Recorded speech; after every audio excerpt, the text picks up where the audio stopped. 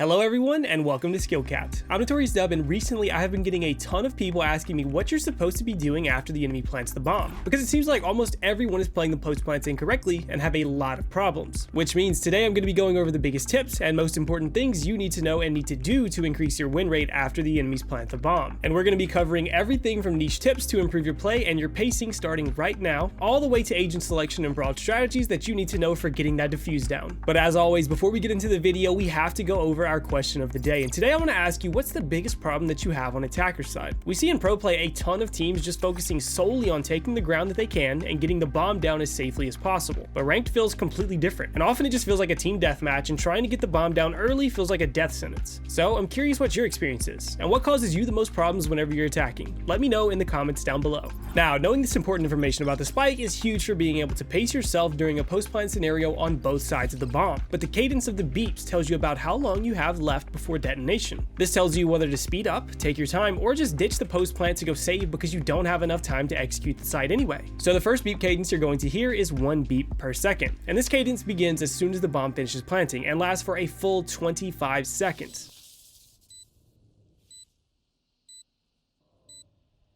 Now keep in mind, the bomb ticks down for a full 45 seconds after the plant before it actually explodes. And you also have a 7-second defuse timer, which means you have to start defusing the bomb about 38 seconds after the bomb is actually planted. Now you're going to stop hearing this 1 beep per second at the 25-second mark after it's been planted, which means now you have 20 seconds left before the bomb explodes. After this, you're going to start hearing 2 beeps per second. And this is a very easy one to recognize and will last for a solid 10 seconds before changing again.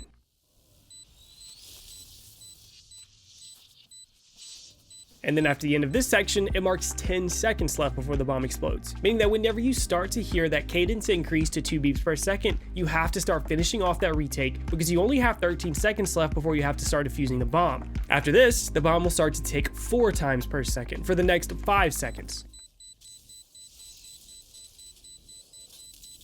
And whenever you hear this sound, you only have 3 seconds left to get on the bomb to start defusing, meaning as soon as you hear this, finish off whatever fight or peek you're in immediately and grab the bomb and cross your fingers that you get the defuse off if the enemy has teammates still alive. But then we have the final cadence. It's right after the 4 beeps, and you'll hear about 8 beeps per second for the next 5 seconds.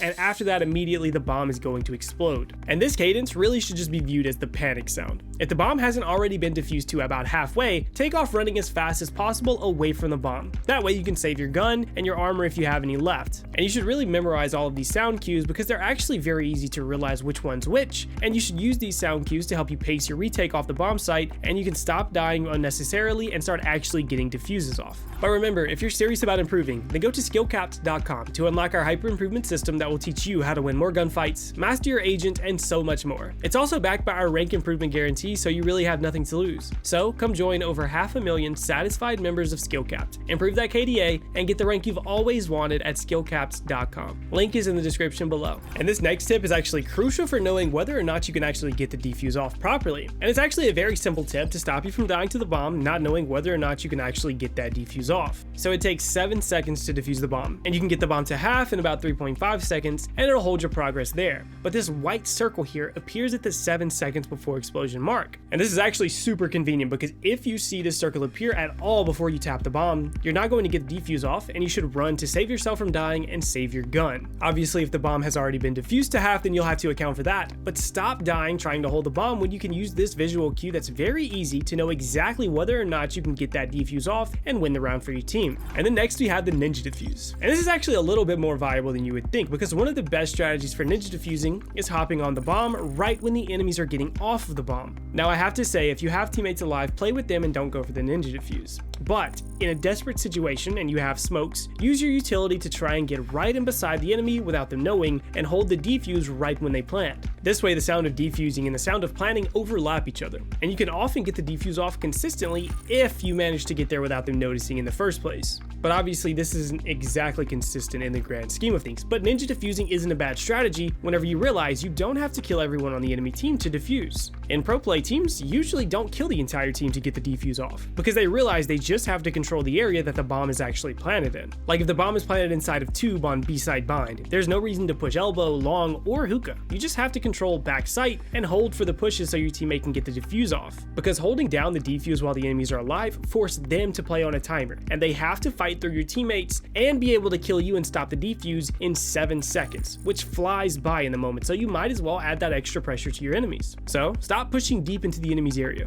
Control only what you need to get the defuse off, and hold. Force the enemies to make a good play against you. Don't make yourself have to make those good plays against them. And another thing to make retaking and defusing so much easier is the agents that you're playing. Now, abilities that block line of sight are crucial for a post plant, which is exactly what makes Phoenix such a safe duelist pick, because his flame wall allows him to post plant on both sides of the bomb super effectively. And being able to block vision from the bomb forces the enemy to have to spray or guess where you're sitting when trying to defuse and hit you and stop the defuse that way. Now, if you can combine that with 1 or 2 teammates that are alive to fight the spraying enemies, it becomes very difficult for them to actually stop the defuse, because they have to come out, spray you, kill your teammates, and guess where you are all at the same time, and it really just makes it too difficult. So on defense, you want to make sure you have a Phoenix, Jet, Omen, Brimstone, Astra, or Cypher alive so you can shroud the bomb and actually get the defuse off without being in too much danger. And flashes are also a very important tool for pushing the enemies off angles and stopping them from swinging and stopping the defuse. And keep in mind, the person who has flashes should not be the person defusing the bomb. Let the sentinels or the support tap and hold the bomb, but keep in mind, if you've used all of your utility, step up and make yourself be the person that's going to hold the bomb, because you don't provide as much value to stopping the enemies from swinging as anyone else on your team would who has utility. And the only other thing that is super important for post plants and getting defuses off are mobility, making Raze decent for most post plants, but Jet being absolute top tier with all of her other utility as well. This is because dashes and mobility allow you to peek enemies that are playing super far back with lineups trying to play time, and allows you to do it without wasting too much time, which means as a Jet, realistically, you shouldn't be the first person into the bomb site if your teammates have flashes. Let the teammates flash out for you, and you should be the person finishing it off, cleaning everything up, and then finally allowing your team to defuse, or you defusing with all of your utility and mobility. But finally, let's talk about post plant strategies. Now, one thing I see so many people throw rounds with is they're trying to retake constantly by peeking too early or peeking for no reason.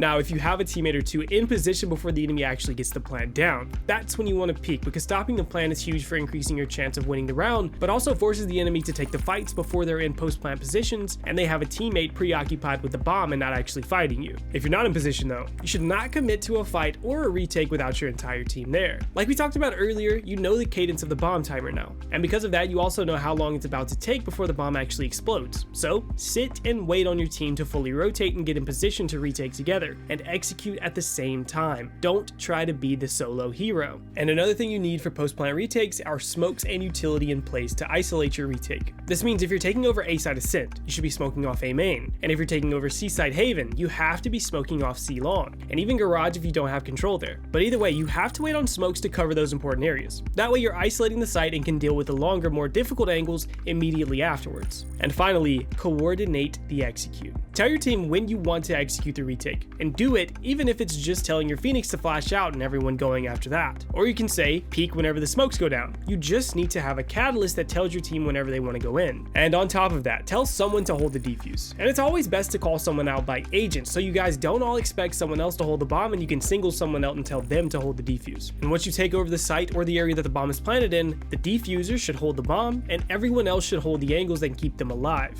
And if you're using all of these strategies and coordinating with your team, you're going to stop hemorrhaging rounds when the enemy plants and start winning a ton more games off the back of it. And remember, if you want to improve, win more gunfights, and get the rank you've always wanted, then check out SkillCapped.com. Link is in the description below.